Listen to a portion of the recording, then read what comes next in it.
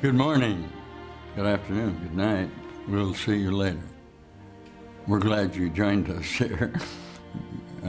Welcome to a present moment. The title we decided on to foster your re-identity with yourself in regard to what you thought you were, we decided to title Exit Laughing. It's as though you have an idea of a stage presentation and you're getting instructions within a time frame about who you are and the part that you're playing. This is a Course in Miracles that is teaching you to be responsible for the part you're playing, not in the necessity for you to decide whether it is real or not, but in your necessity to observe yourself in a participation of our certainty of the illusionary nature of the time sequence that you're in. Look with me at this. For the next 52 minutes, within a cycle of space-time association, I intend to represent to you a character within time who is known as Master Teacher. Master being the idea of teaching, teacher being the idea of instruction. The purpose of the procedure that we are going to perform within this relationship of space-time is to demonstrate to you individually, not in association with the world that appears to be around you, an idea that the part that you are playing within the arrangement that you have about your own mind, within your body identity, is not who you are. One of the first things we learn, isn't it, as we grow up in this body and assume titles and roles and correspondences within our time, is that we're playing a part. Will you say that to me? You're playing a part within your own mind. Not only is that true, but the world, which is a construction of the association within your own fabric of consciousness, is in conflictual correspondence with your demonstration of the part that you want to play. Now, we're going to get right to the problem, because the offering that I'm presenting to you on this idea that you could exit laughing would require that you bring yourself, here and now, into this association of time that I am representing as a new correspondence in the idea of the continuity of time that has previously represented you. The fundamental process by which you come to know this is the admission that you are the cause of all that is going around you within the scenario of the dream sequence that you're playing. Obviously, if you remain objective within your own body, it would appear that the world out there can actually have an effect on you. And since you allow it to have an effect on you, it does. And now you play a part that the world has assigned to you, despite your predetermination somewhere deep within you, that it's not who you are.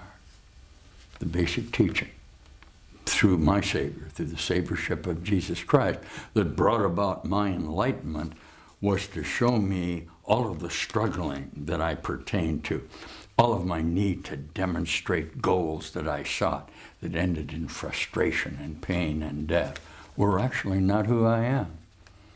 His resurrection demonstrated to me my capacity and yours to have an experience in an instantaneous communication that will transcend the necessity for you to sequence your own time association. All right? So we're beginning to feel now, aren't we? A little joy, perhaps, this, I'm not threatening you with anything except what? The present. I'm threatening you with your determination to find the solution, with the admission that the means to find it are not available within the scope of the procedure that defines your space-time relationship. Let's take a quick look in our Course in Miracles text about our search to what? Find the here and now. Listen. To perceive truly is to be aware of all reality through the awareness of your own. That's true, because your own reality is what everybody else's reality is. But for this, no illusions can rise to meet your sight, for reality leaves no room for any error. What does that mean? It means that you perceive the guy out there only as you see him now. His past has no reality in the present, so you can't see it. Your past reactions to him are also not there. And if it is to them that you react, you see but an image of him that you made and cherished instead of him. In your questioning of the illusions of the nature of yourself, why not ask yourself if it's really sane to perceive what was then as now? If you remember the past as you look upon your brother, you will be unable to perceive the reality that is really now. The actual problem you have with it is this. You consider it perfectly natural when you came into this procedure with me to believe that the memories that you brought with you in your body can conform to associations in a present condition that justify your past association. What I want you to see with me is if your past is gone and it's contained in your own mind, why not allow a shift in the consciousness through the employment of a new direction that can be seen here and now in this condition? I'm going to try it with a sentence for you. There is no link of memory to the past. It's another way of saying that when you came into this association with me, that all of the consciousness that will ever be in all of the universe is going on right here and right now in your mind. Now, the procedure of coming to know that is the practice of the release of the defense of the past that you brought with you in order to project it from your mind in determination to define your location. It should be very simple for you to see that your definition of your location in time could not possibly be where you actually are. Listen. You consider it natural to use your past experience as a reference point from which to judge the present. Yet this is unnatural because it's delusional. When you have learned to look on everyone with no reference at all to the past, either his or yours, as you perceive it, you will be able to learn from what you see right here and now. For the past can cast no shadow to darken the present. What?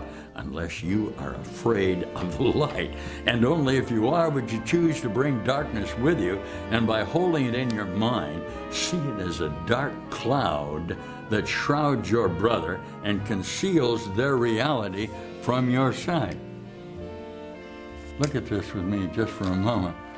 If I can get you to acknowledge we are electrodynamic energies of light form associating with each other in fractured notations of correspondences of the energy of light, you might want to move to the presumption that at this instant, if you choose to, you may see me as a whole factor of a moment of presence in a condition of space-time that includes what? All of your past associations, but all of your future associations by which you were attempting to cover the present, what I'm offering you now. And in that moment of realization, you will feel the joy of escaping from time.